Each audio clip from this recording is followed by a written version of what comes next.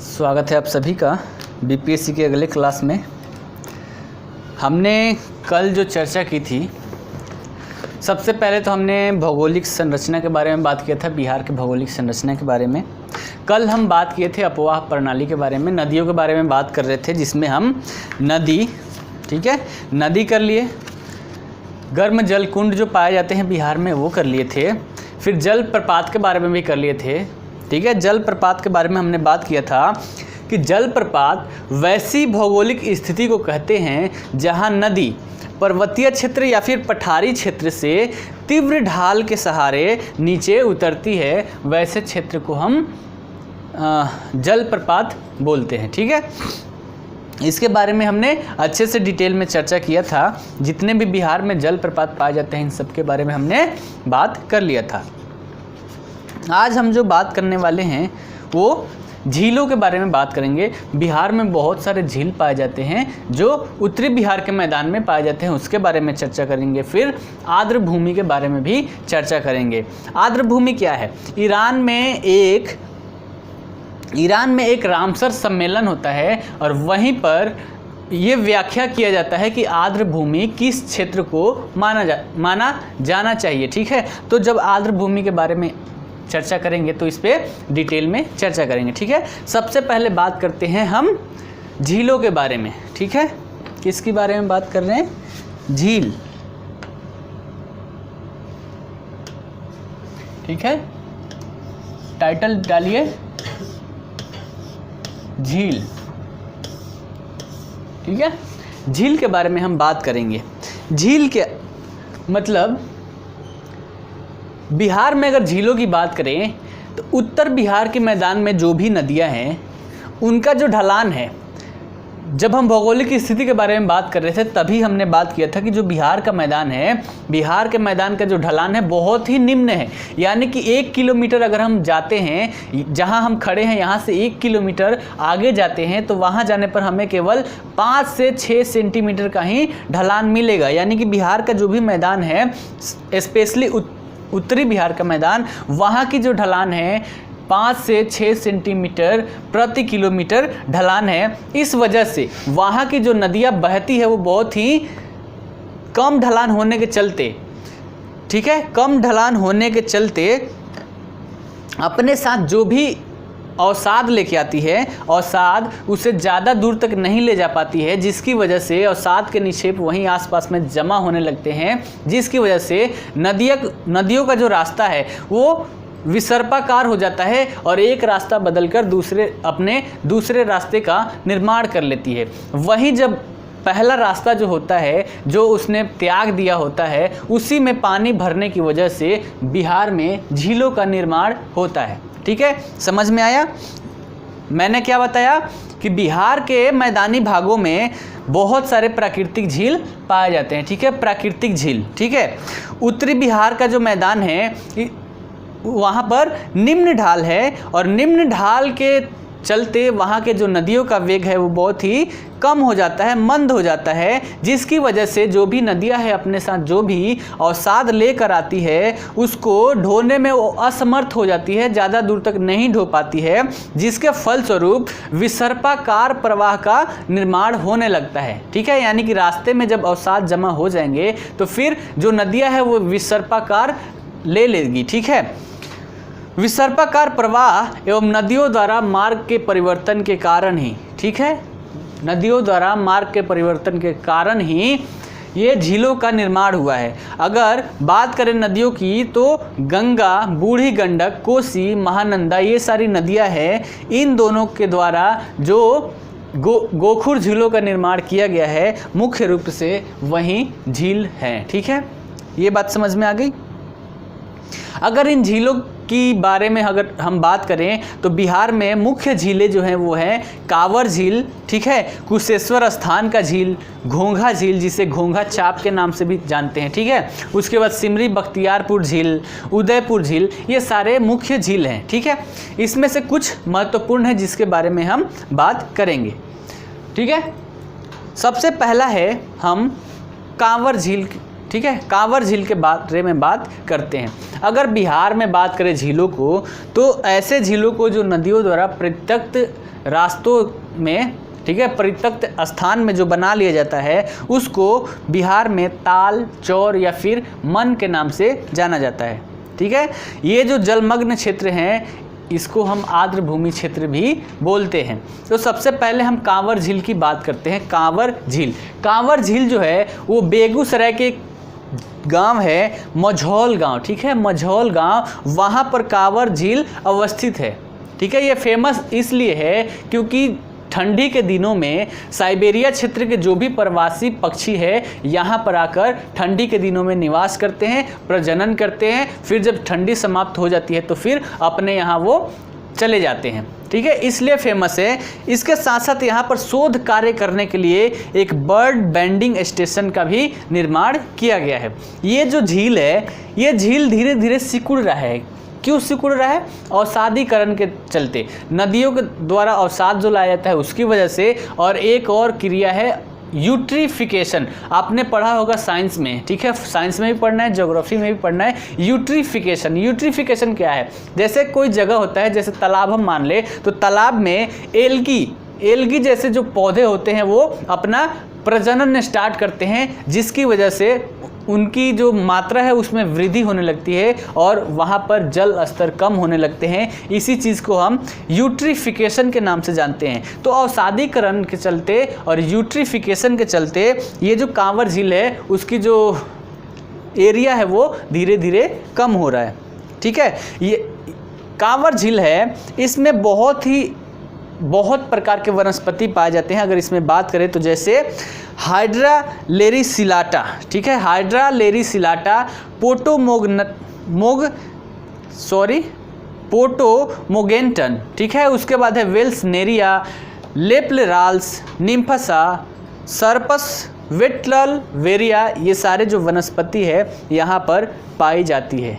ठीक है, तो ये सारी मतलब यहाँ की जो भी खूबियाँ है ये थी कांवर झील। उसके बाद एक और झील है जहाँ पर साइबेरिया पक्षी और एक और पक्षी है पेलिकन डालमटिया, ये भी यहाँ पर आकर निवास करते हैं। वो जगह है कुशेश्वर स्थान का झील। ठीक है, कुशेश्वर स्थान का झील दरभंगा में,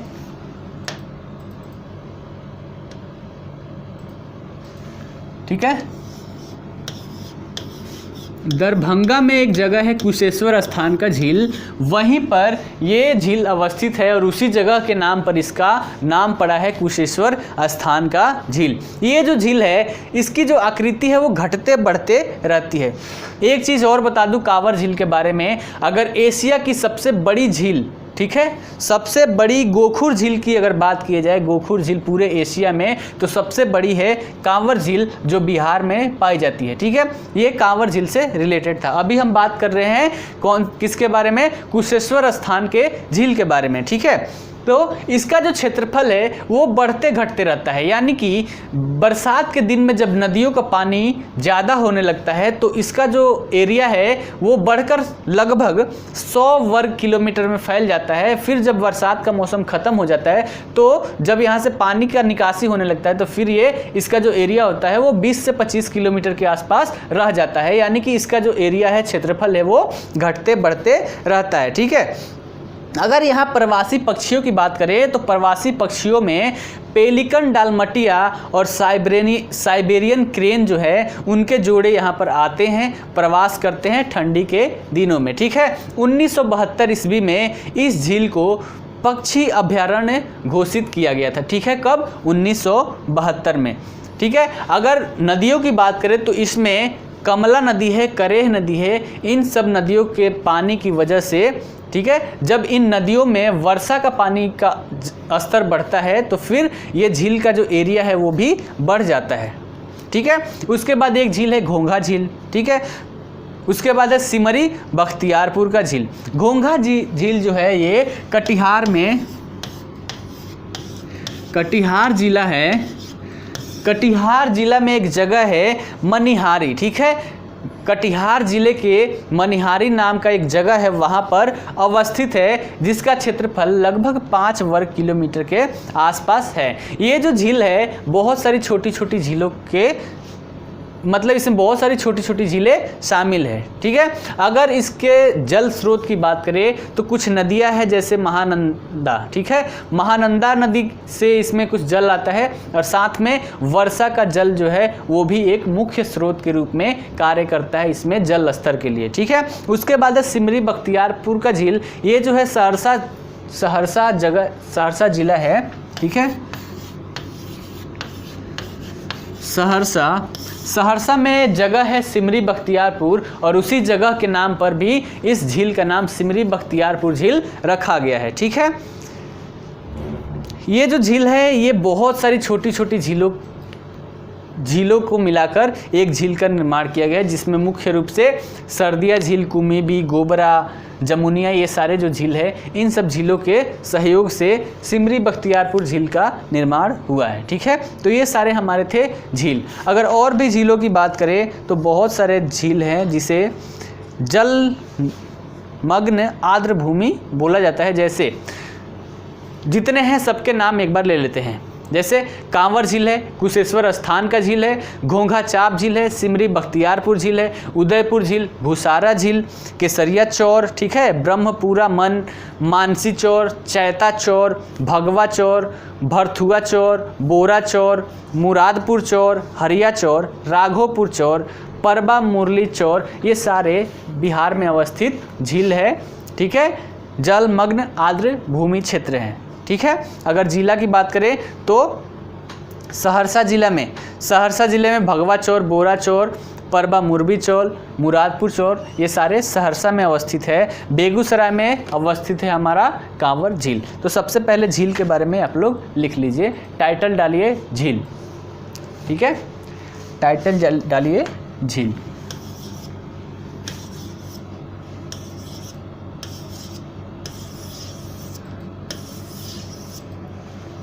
ठीक है, झील में सबसे पहला लिखिए आप, पहले झील का डिफिनीशन लिख लीजिए। ठीक है, झील के बारे में लिख लीजिए।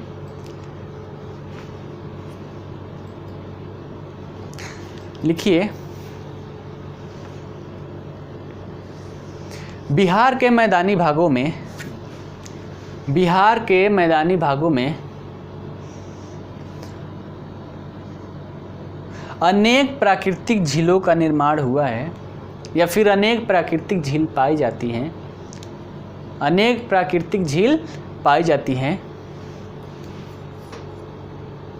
उत्तरी बिहार के मैदान में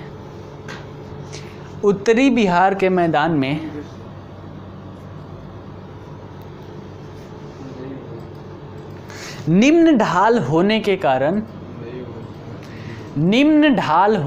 कारण नदी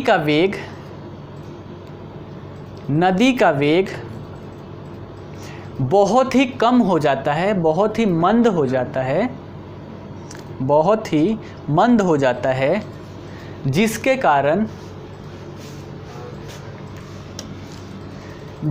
कारण नदियाँ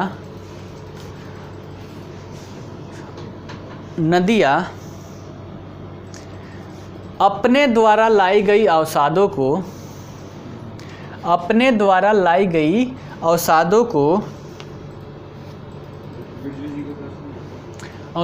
को ढोने में असमर्थ हो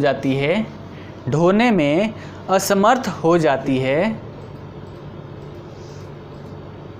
जिसके कारण नदियों द्वारा विसर्पाकार प्रवाह क्षेत्र का निर्माण होने लगता है। विसर्पाकार प्रवाह का निर्माण होने लगता है।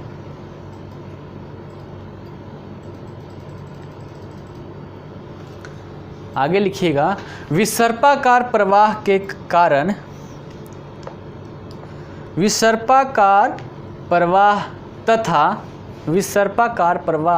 तथा नदियों द्वारा मार्ग परिवर्तन के कारण गोखुर झील का निर्माण हुआ है। गोखुर झील का निर्माण हुआ है, ठीक है। जैसे गंगा नदी में, बूढ़ी गंडक नदी में, कोसी नदी में और महानंदा नदी में आदि, ठीक है।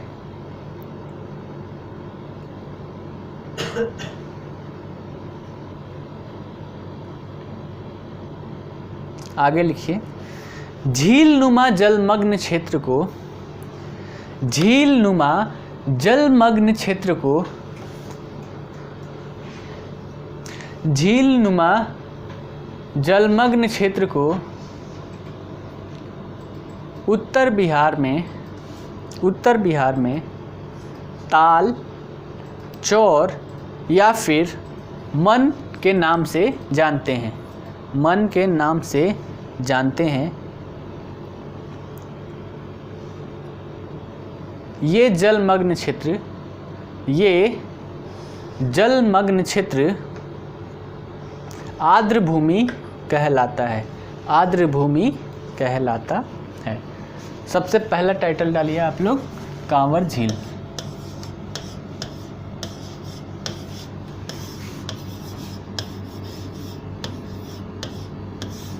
ठीक है, कांवर झील, इसके बारे में लिखिए।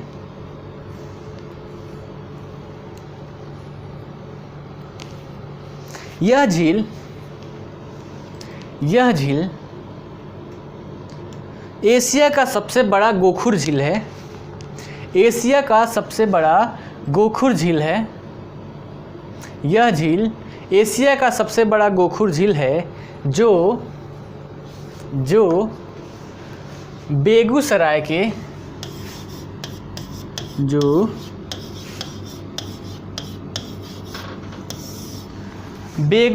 के मझौल गांव में स्थित है, बेगूसराय के मझौल गांव में स्थित है, ठीक है। इस झील का क्षेत्रफल 16 वर्ग किलोमीटर है, 16 वर्ग किलोमीटर है,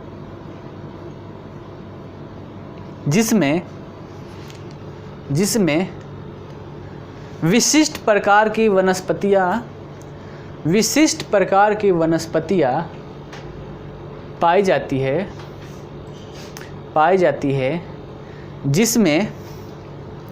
जिसमें हाइड्रा लेरिसिलाटा,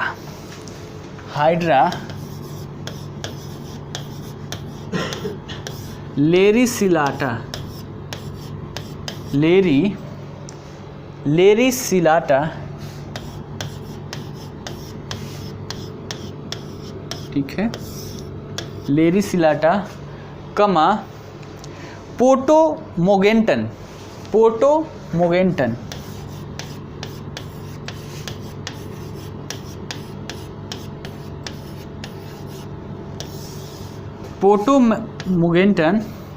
ठीक है, पोटोमोगेंटन, वेल्सनेरिया,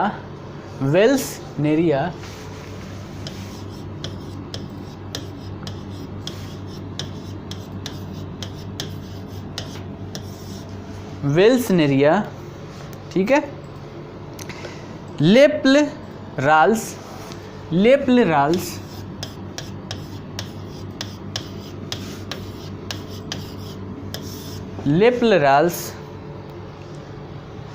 निम्फसा आदि प्रमुख है, ठीक है। इसके बाद लिख लीजिए, इस क्षेत्र में जाड़े के मौसम में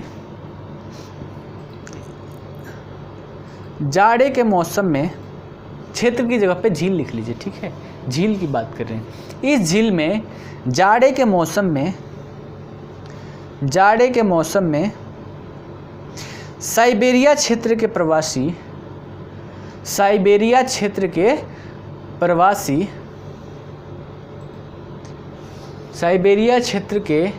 प्रवासी पक्षी आते हैं प्रवासी पक्षी आते हैं। ठीक है,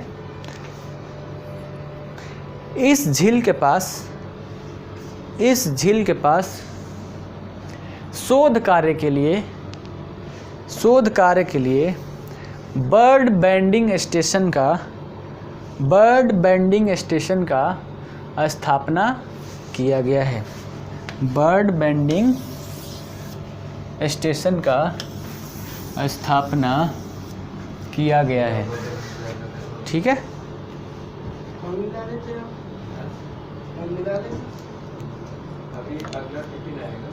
इस क्षेत्र में लगभग क्षेत्र नहीं, झील ही लिखिए। इस झील में लगभग 106 प्रजाति के पक्षी निवास करते हैं।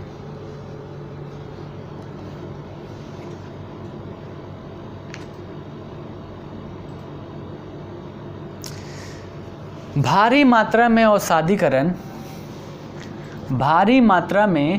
औषाधीकरण और यूट्रिफिकेशन के कारण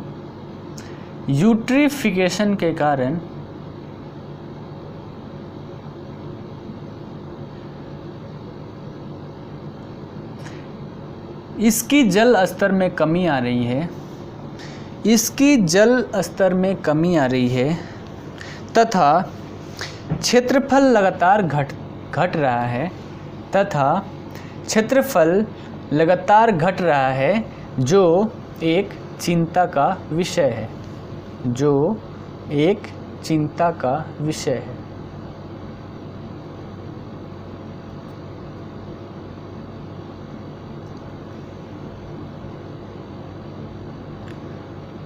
प्रोफेसर अशोक के अनुसार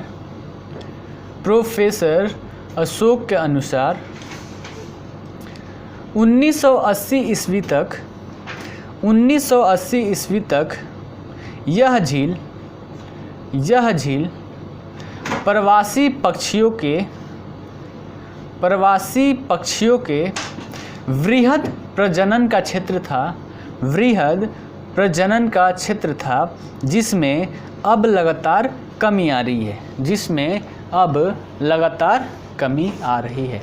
ठीक है, तो ये था हमारा कांवर झील। अगला टाइटल डालिए, कुशेश्वर स्थान का झील। कुशेश्वर स्थान का झील। ठीक है, कुशेश्वर स्थान का झील। ठीक है, इसके बारे में लिखिए।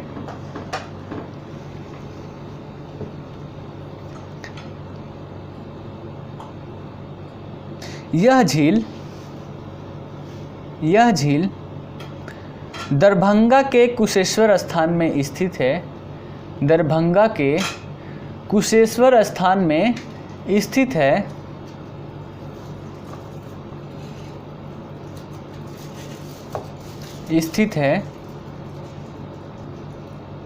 जिसका क्षेत्रफल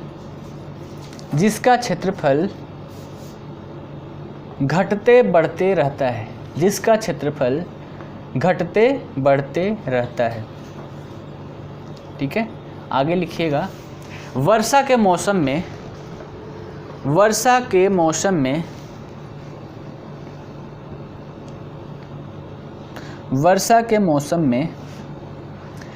कमला करेह आदि नदियों के जल स्तर में वृद्धि होने के कारण इसका क्षेत्रफल लगभग 100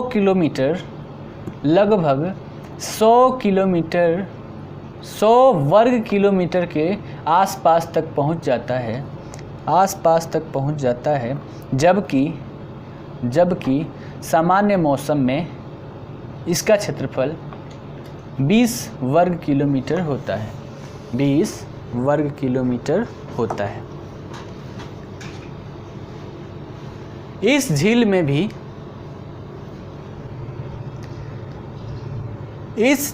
भी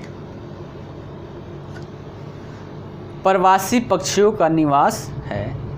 प्रवासी पक्षियों का निवास है। ठीक है। जाड़े के मौसम में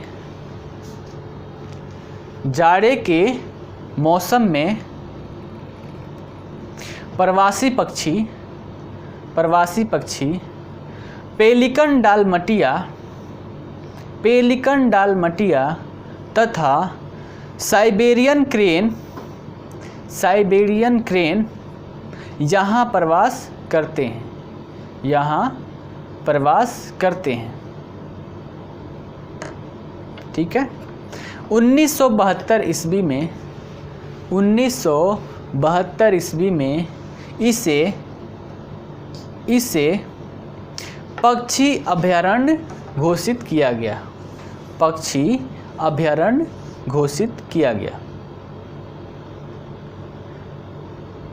यह झील मछली उत्पादन का प्रमुख केंद्र है। ठीक है। इसके बाद लिखिए घोघा झील। ठीक है। क्या लिखना है हमें? घोघा झील।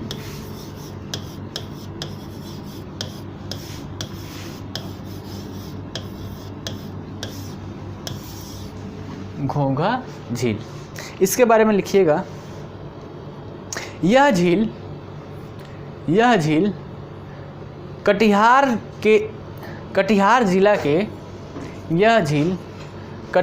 जिला के मनिहारी में स्थित है, जिसका क्षेत्रफल 5 वर्ग किलोमीटर, जिसका क्षेत्रफल लगभग 5 वर्ग किलोमीटर है। लगभग 5 वर्ग किलोमीटर है। इस झील के आसपास कई छोटी छोटी झीलें स्थित है।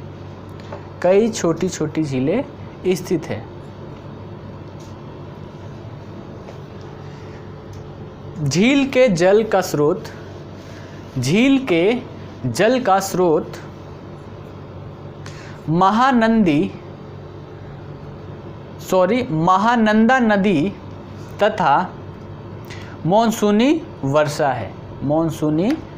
है। उसके बाद एक और लिख लीजिए, सिमरी बख्तियारपुर का झील। ठीक है। सिमरी बख्तियारपुर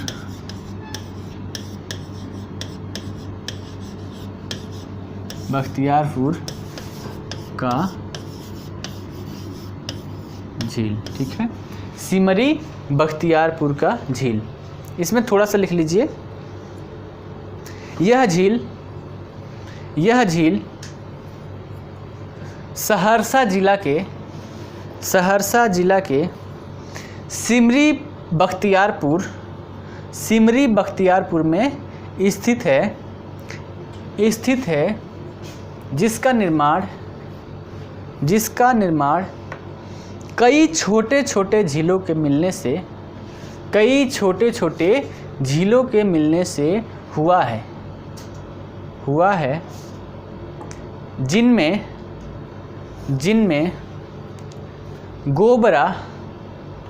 गोबरा, सर्दिया, जमुनिया, कुमीबी आदि प्रमुख है। ठीक है। तो ये हमारा पूरा झील समाप्त होता है। बिहार में इतने झील पाए जाते हैं। हमने सबके बारे में बड़े ही डिटेल में बात कर लिया। ठीक है। इसके बाद हम बात करेंगे आर्द्र भूमि क्षेत्र के बारे में। किसके बारे में? आर्द्र भूमि क्षेत्र। ठीक है। तो टाइटल डालिए आर्द्र भूमि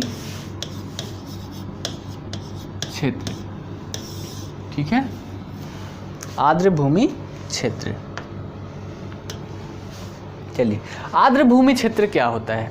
अभी पहले ही बताया था कि ईरान में 1971 में एक अंतर्राष्ट्रीय सम्मेलन होता है, रामसर सम्मेलन, जिसमें किस भूमि को हम आर्द्र भूमि क्षेत्र माने, इस बात की व्याख्या की गई है।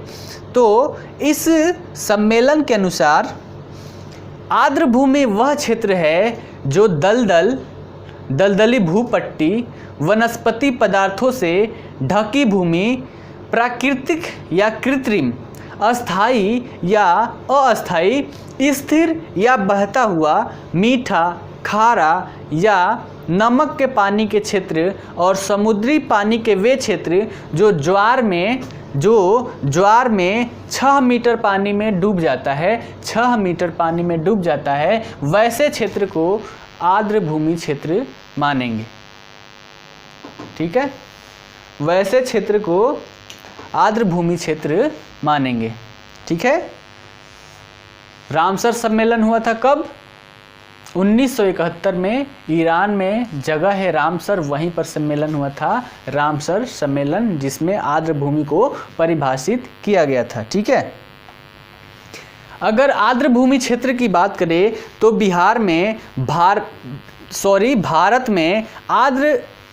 भारत में राष्ट्रीय आर्द्र भूमि संरक्षण कार्यक्रम चलाया जा रहा है, जिसमें 115 क्षेत्रों को आर्द्र भूमि क्षेत्र के रूप में चिन्हित किया गया है। ठीक है, 115 क्षेत्रों को आर्द्र भूमि क्षेत्र के रूप में चिन्हित किया गया है, जिनमें से बिहार की बात करें तो बिहार में 3 क्षेत्रों को आर्द्र भूमि क्षेत्र के रूप में चिन्हित किया गया है। उसके बारे में हम बात करते हैं।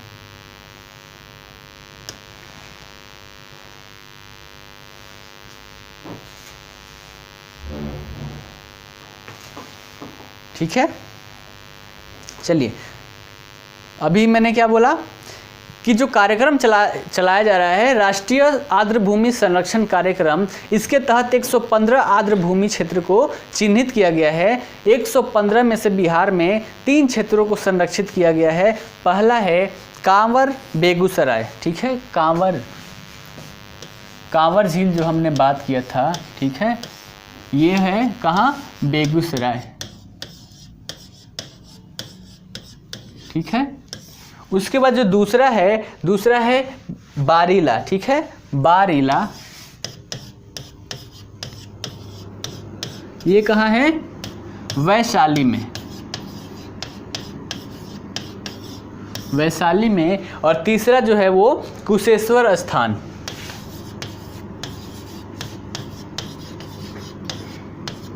कुशेश्वर स्थान कहाँ है? दरभंगा में, अभी हमने बात किया था।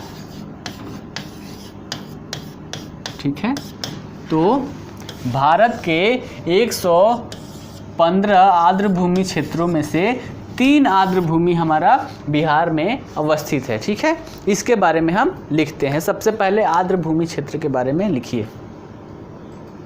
आर्द्र भूमि क्षेत्र टाइटल डालिए और लिखिए।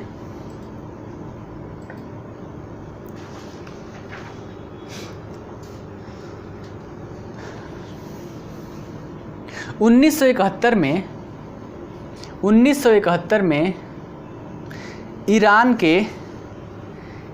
के रामसर में एक अंतर्राष्ट्रीय सम्मेलन हुआ, जिसे रामसर सम्मेलन के नाम से जानते हैं। रामसर सम्मेलन के नाम से जानते हैं।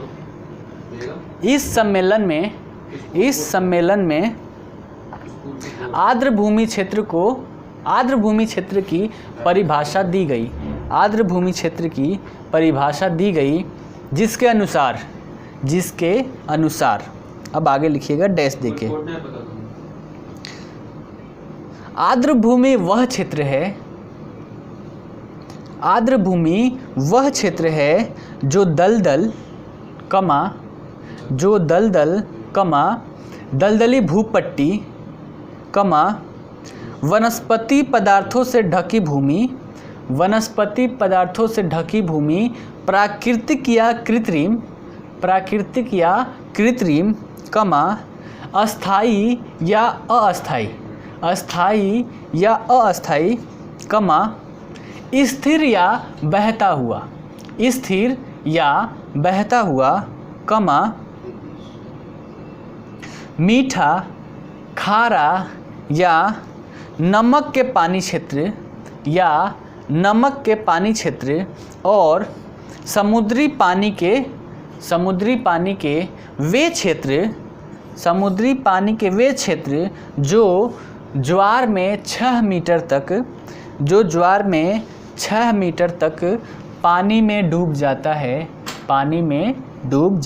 है, ठीक है। ये हो गया पूरा डिफिनीशन। ऐसे क्षेत्र को हम आर्द्र भूमि क्षेत्र मानेंगे, चाहे उसका जो पानी है, पानी का जो लेवल होना चाहिए वो 6 मीटर होना चाहिए, चाहे वो स्थिर हो या बहता हुआ, मीठा हो, खारा हो, नमकीन हो, ठीक है। जो वो क्षेत्र है, ठीक है, आर्द्र भूमि क्षेत्र, प्राकृतिक हो या फिर कृत्रिम हो, कुछ भी हो, 6 मीटर पानी अगर रहता है वहाँ पर, तो उस क्षेत्र को हम आर्द्र भूमि क्षेत्र के नाम से जानेंगे, ठीक है।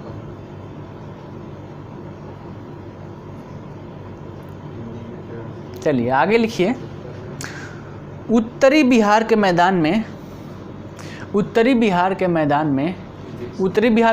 ही होगा, क्योंकि अभी हमने झीलों के बारे में बात किया था और झील को ही आर्द्र भूमि के रूप में चिन्हित किया जाता है। तो लिखिए, उत्तरी बिहार के मैदान में आर्द्र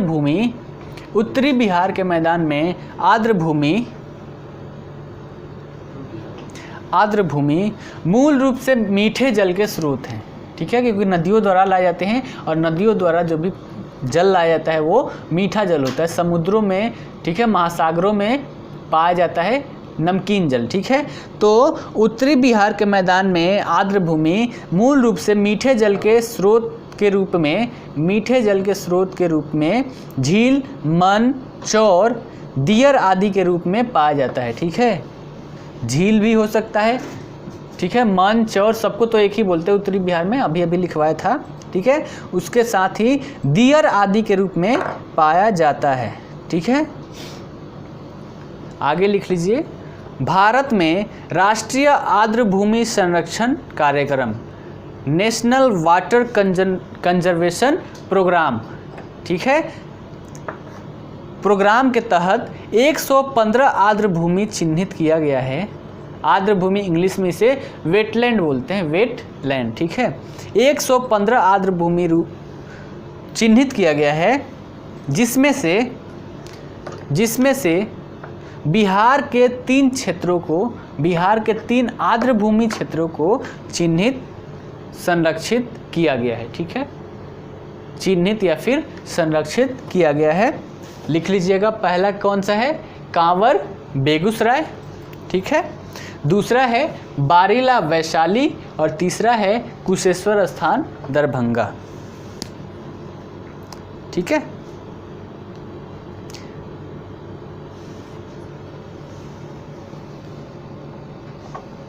चलिए, ये जो क्षेत्र होगा, अगर इकोनॉमी के बेस पर देखें तो यहाँ ये जो क्षेत्र है ये मछली पालन के लिए भी मशहूर है। अगर पानी यहाँ पर है तो यहाँ मत्स्य पालन किया जा सकता है, ठीक है। तो अगर इसकी बात करें तो मत्स्य पालन, उसके बाद मखाना उत्पादन और सिंघाड़ा उत्पादन, ये जो कार्य है यहाँ पर संपन्न किए जाते हैं, ठीक है। अगर बिहार में आर्द्र निम्न भूमि की अगर बात करें तो जितने भी, मान लीजिए अगर 100% है, 100%, तो 100% में से 21%, ठीक है, 21% जो है वो निजी स्वामित्व में है, ठीक है। 21% निजी स्वामित्व और 79% सरकार के क्षेत्र में है, ठीक है।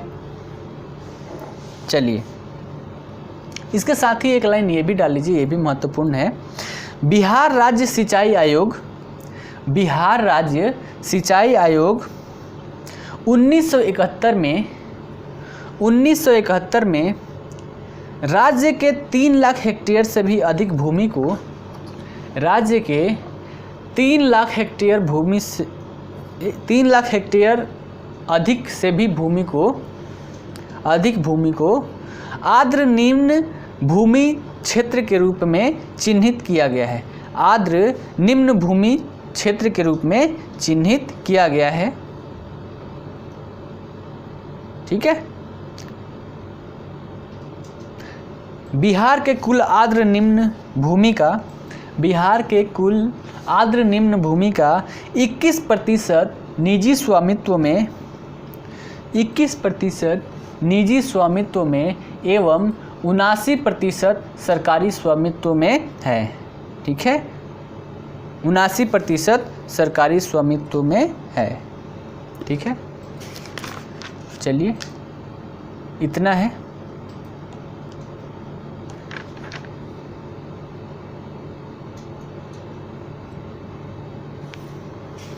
चलिए अब इसके बाद जो हम बात करेंगे, इसके बाद हम जो भी बात करेंगे वो हम किस चीज़ की बात करेंगे, कल ही मैंने बताया था।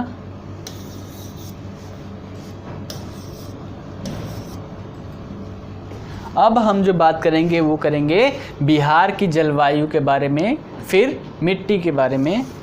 ठीक है, तो अभी हम जो बात करने वाले हैं वो है बिहार की जलवायु।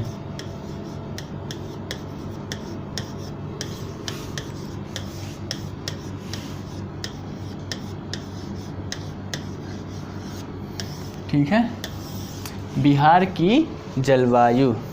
अगर बिहार को देखें तो बिहार जो है, बिहार उपोष्ण कटिबंध में स्थित है। ठीक है, बिहार राज्य जो है उपोष्ण कटिबंध में स्थित है। ठीक है, क्योंकि अगर बिहार की अवस्थिति देखें, बिहार की अवस्थिति तो ये 23.5 डिग्री के ऊपर, यानी कि जो हमारा कर्क रेखा है, कर्क रेखा के ऊपर अवस्थित है। ठीक है, तो यहाँ पर उप और उष्ण, ठीक है, दोनों टाइप यानी कि उपोष्ण कटिबंध पाया जाता है और जिसमें बिहार हमारा स्थित है। अगर यहाँ की जलवायु की बात करें तो यहाँ की जलवायु पर मानसूनी वायु का प्रभाव पड़ता है। ठीक है, मॉनसून जो आता है उसका बहुत बड़ा प्रभाव यहाँ की जलवायु पर पड़ता है। ठीक है, इसलिए हम बोल सकते हैं कि जो बिहार है ये मॉनसूनी जलवायु का प्रदेश है। ठीक है, बिहार की जलवायु आर्द्र उपोष्ण जलवायु है।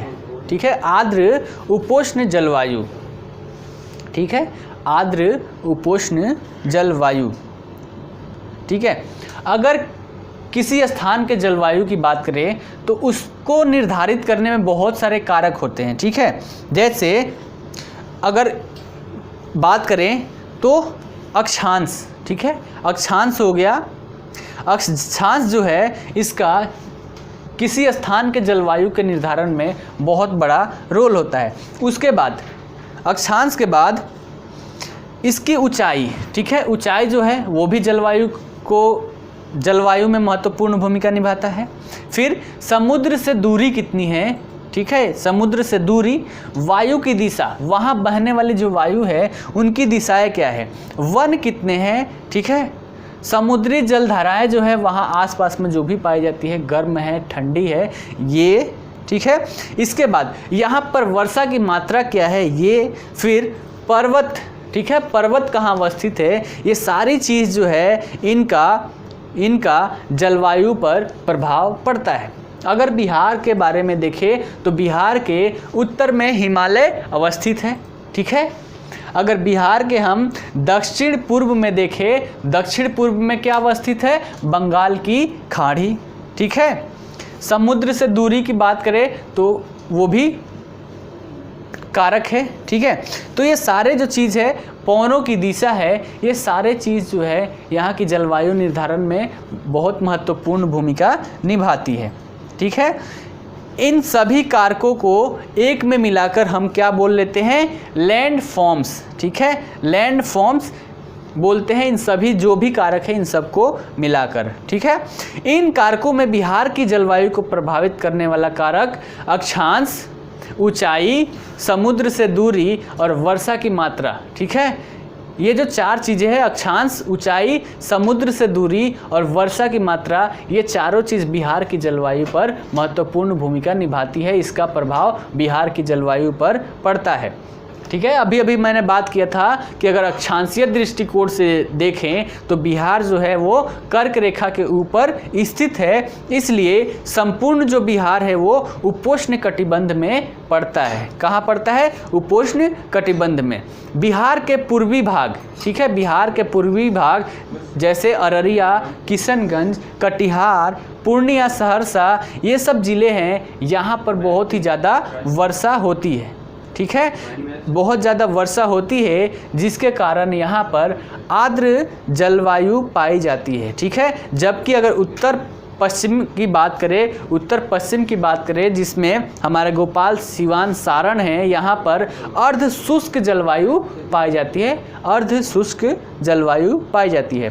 ठीक है, इसके साथ ही अभी मैंने बात किया था कि राज्य के उत्तर में, उत्तरी भाग में हिमालय स्थित है। ठीक है, और बंगाल की खाड़ी की ओर से आने वाली जो भी वाष्पयुक्त वायु है, उसका भी यहाँ की जलवायु पर प्रभाव पड़ता है। ठीक है, जो वहाँ से वाष्पयुक्त वायु आती है वो हिमालय से टकराकर यहाँ पर भारी वर्षा कराती है। ठीक है, वर्षा का जो मात्रा है वो पूरब में ज़्यादा है, और पूरब से जैसे जैसे पश्चिम की तरफ बढ़ते हैं वर्षा की मात्रा कम होते जाती है। मई जून, ठीक है, मई जून और अक्टूबर नवंबर में अगर बात करें तो इस वक्त में बंगाल की खाड़ी में जो भी चक्रवात उठता है उसका प्रभाव बिहार के जलवायु पर बहुत ही ज़्यादा पड़ता है। ठीक है, जाड़े के दिनों की बात करें तो जाड़े के दिनों में यहाँ पर पछुआ विक्षोभ होता है, पछुआ विक्षोभ, उसके कारण शीतोष्ण चक्रवाती जो वर्षा होती है उसका भी प्रभाव बिहार की जलवायु पर पड़ता है। यानी कि बिहार की जलवायु पर इतने चीज़ों का प्रभाव पड़ता है। ठीक है, अगर यहाँ की ऋतुओं के बारे में बात करें, ठीक है, ये जो जलवायुविक विविधता है, इसके अनुसार बिहार की ऋतुओं को हम तीन ऋतुओं में डिवाइड करते हैं। ठीक है, पहला है ग्रीष्म ऋतु।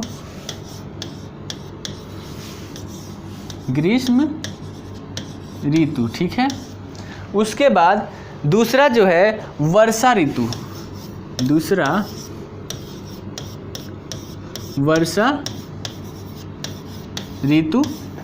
और तीसरे को हम शीत या फिर शरद ऋतु के नाम से पुकार लेते हैं। ठीक है, शीत या शरद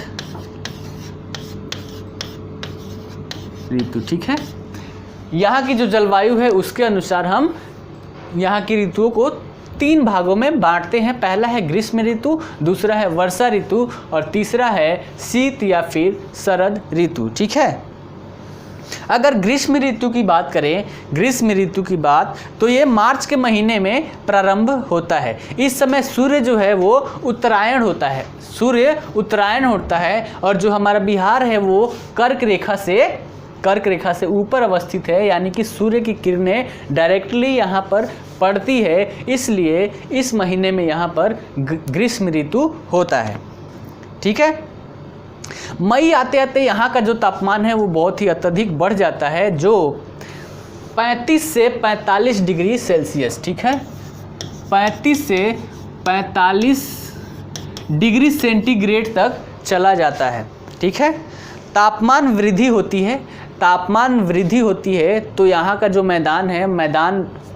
मैदान में जो वायु है वो गर्म होने लगती है और गर्म होकर ऊपर उठती है, जिसकी वजह से यहाँ पर निम्न भूमि क्षेत्र का निर्माण होता है, निम्न वायुदाब क्षेत्र का निर्माण होता है। और ये जो निम्न वायुदाब क्षेत्र है ये मानसूनी गर्त का निर्माण करता है, यानी कि जो मानसून है उसको अपनी ओर आकर्षित करने लगता है।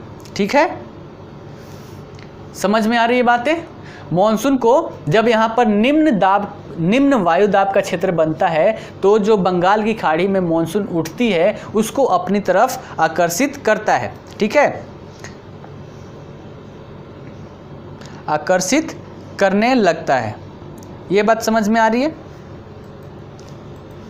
उसके बाद वही चीज़ यहाँ पर आती है और वर्षा होती है, तब से वर्षा ऋतु प्रारंभ होने लगता है। अगर वर्षा ऋतु की बात करें, ठीक है, वर्षा ऋतु का, तो ये मध्य जून से प्रारंभ होती है और मध्य अक्टूबर तक चलती है।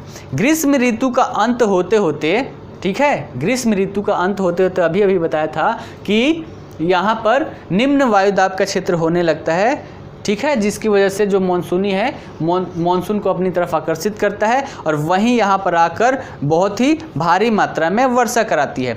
बिहार में दक्षिण पश्चिम मानसून या फिर ग्रीष्मकालीन मानसून से अधिकांश वर्षा होती है। ये प्रश्न बन सकता है कि बिहार में अधिकांश वर्षा कैसे होती है, तो क्या है, दक्षिण पश्चिम मानसून या फिर उसी को हम ग्रीष्मकालीन मानसून के नाम से जानते हैं, उससे सबसे अधिक वर्षा होती है। बिहार में जो मानसून का आगमन है वो 10 जून तक आती है, ठीक है, 10 जून तक बिहार में आ जाती है और 15 से 20 जून तक पूरे बिहार में फैल जाती है। मानसून का आगमन सबसे पहले बिहार में कहाँ होगा, पहले ये बताइए, मानसून कहाँ से उठता है, वो बंगाल की खाड़ी से, तो सबसे पहले आएगा तो उत्तर पूर्वी भाग में आएगा, ठीक है। तो 10 तारीख को कहाँ आएगा, उत्तर पूर्वी भाग यानी कि किशनगंज में 10 तारीख तक ये पहुंच जाता है।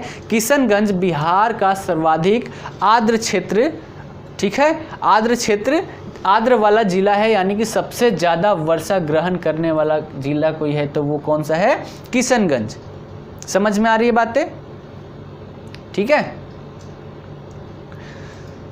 अगर बात करें तो केवल जून से सितंबर के बीच पटना में 105 सेंटीमीटर वर्षा होती है और जैसे जैसे जो मानसून है पूरब से पश्चिम की ओर बढ़ने लगती है, वर्षा का मात्रा जो है वो कम होने लगती है। इस मौसम में वायु में आर्द्रता की मात्रा 80 से 90% तक रहती है, ठीक है।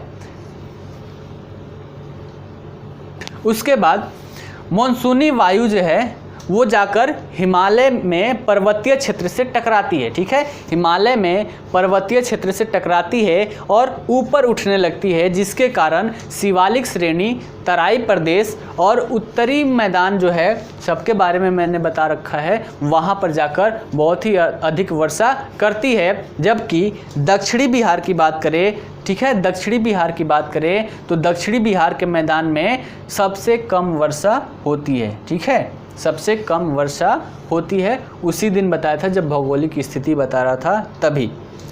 मानसूनी वायु की एक शाखा छोटा नागपुर पठार की ओर से प्रवेश करती है, जिससे सीमांत पठारी जो क्षेत्र है नीचे वाला, बिहार के नीचे वाला, वहाँ पर इससे वर्षा हो जाती है। फिर अक्टूबर के मध्य तक बिहार से मानसून वापस लौटने लगता है, ठीक है। आता कब है, जून में, 10 जून को आ जाता है और फिर अक्टूबर के महीने में ये बिहार से वापस लौटने लगता है। वायु की विपरीत दिशा में वापस लौटने के कारण, ठीक है, वायु की विपरीत दिशा में वापस लौटने लगती है, जिससे हम क्या बोलते हैं, मॉनसून का लौटना, ठीक है, या फिर वापस लौटती हुई मॉनसून, इसे इंग्लिश में रिट्रीटिंग ऑफ मॉनसून बोलते हैं, ठीक है। इस समय मध्य अक्टूबर से नवंबर के बीच का काल, जिसमें मॉनसून की उत्पत्ति का प्रमुख कारक जेट स्ट्रीम पढ़ना है, ठीक है। तो जेट स्ट्रीम जो वायु होती है वो हिमालय के दक्षिणी वायु का स्वरूप ग्रहण कर लेती है, जो बहुत ही ठंडी होती है और उसी की वजह से शरद ऋतु का प्रारंभ यहाँ पर हो जाता है। फिर उसके बाद आता है हमारा शीत ऋतु या फिर शरद ऋतु। अगर इसकी बात करें तो इसका प्रारंभ नवंबर, ठीक है, इसका नवंबर जब आता है, नवंबर महीना, तब से प्रारंभ होना स्टार्ट करता है, ठीक है, नवंबर से प्रारंभ करता है। और इस ऋतु की अगर विशेषता की बात करें तो आसमान एकदम साफ रहता है, ठंडी वायु जो होती है वो मंद गति से स्थल की ओर से समुद्र की ओर चलते रहती है, ठीक है। अर्थात अगर हम इसको बोलना चाहें तो बोल सकते हैं कि प्रतिचक्रवातीय स्थिति उत्पन्न होती है। ठीक है, इस ऋतु में अगर औसत तापमान की बात करें तो 16 सेंटीग्रेड रहता है, जबकि जनवरी महीने में न्यूनतम तापमान जो है वो 4 से 10 डिग्री सेंटीग्रेड रहता है। इस ऋतु में जनवरी में ठंडा महीना होता है। ठीक है, जनवरी सबसे ठंडा महीना होता है। पछुआ विक्षोभ से हल्की वर्षा होती है, यानी कि ठंडी में भी हल्की वर्षा होती है, और वो भी पछुआ विक्षोभ के कारण। ठीक है, जनवरी में बहुत ही ज़्यादा ठंडी बढ़ जाती है, जिसकी वजह से बहुत सारे फसल होते हैं उनकी नुकसान हो जाता है, हानि होता है, जिसमें मुख्य रूप से हमारा क्या है, आलू है। आलू जो है उसे पाला मार देता है, बिहार में बोलते हैं पाला मारना। ठीक है, जिसको सबसे ज़्यादा नुकसान होता है। ठीक है, जनवरी में तापमान बहुत ही कम होता है, जिसकी वजह से शीतलहर चलने लगती है। तो ये हमारे सारे ऋतुएं हो गए, ग्रीष्म ऋतु, वर्षा ऋतु और शीत या फिर शरद ऋतु। ठीक है, 3 ऋतुओं में बिहार को डिवाइड किया गया है। इसके बाद हम बात करेंगे वर्षा का वितरण, यानी कि बिहार में कैसे कैसे वर्षा होती है, इसके बारे में चर्चा करेंगे। ठीक है, तो आज समय समाप्त होने वाला है, इसलिए हम यहीं तक रखते हैं। कल आते ही सबसे पहले हम लिखना प्रारंभ करेंगे। ठीक है, जलवायु हमने लिख लिया, इसमें लिखना है ग्रीष्म ऋतु, वर्षा ऋतु, शीत ऋतु। आते ही पहले लिखना प्रारंभ करेंगे, उसके बाद से हम वर्षा के वितरण के बारे में जानेंगे, फिर मिट्टियों के बारे में पढ़ेंगे कि बिहार में कौन कौन सी मिट्टी, कौन कौन सी चट्टानें कहाँ पाई जाती है। ठीक है, ठीक है, जैसे उत्तर बिहार के मैदान की मिट्टी, उसमें कौन कौन सी मिट्टी पाई जाती है। ठीक है, जैसे इसमें तराई मिट्टी पाई जाती है, पुरानी जलोढ़ या फिर बांगर मिट्टी पाई जाती है, खादर मिट्टी पाई जाती है। इन सब के बारे में थोड़ा थोड़ा हम लोग चर्चा कर चुके हैं, कल हम डिटेल में लिखेंगे। फिर उसके बाद हम दक्षिण बिहार के मैदान में जो भी मिट्टियाँ पाई जाती है, जैसे कगारी मिट्टी, टाल मिट्टी, पुरानी जलोढ़ मिट्टी, बलथरी मिट्टी, इन सब के बारे में पढ़ेंगे। फिर दक्षिणी सीमांत पठार जो था वहाँ पर कैसी कैसी मिट्टी पाई जाती है उसके बारे में पढ़ेंगे। जैसे कैमूर पहाड़ में लाल बालुका मिट्टी मिलती है, इसके बारे में पढ़ेंगे। फिर लाल पीली मिट्टी के बारे में पढ़ेंगे। ठीक है, उसके बाद ये हमारा चैप्टर समाप्त हो जाएगा। इसके बाद हम पढ़ेंगे बिहार के वनों के बारे में, और वनों में पाए जाने वाले वन्य जीव हैं उन सब के बारे में हम पढ़ेंगे। ठीक है, जैसे वन में शुष्क पर्णपाती वन पाए जाते हैं, ठीक है, आर्द्र पर्णपाती वन पाए जाते हैं, तो दोनों के बारे में हम पढ़ लेंगे। ठीक है, तो आज के लिए इतना ही। कल फिर मिलेंगे, कल की क्लास में हम आगे की बातों पर चर्चा करेंगे। आज के लिए इतना ही, धन्यवाद।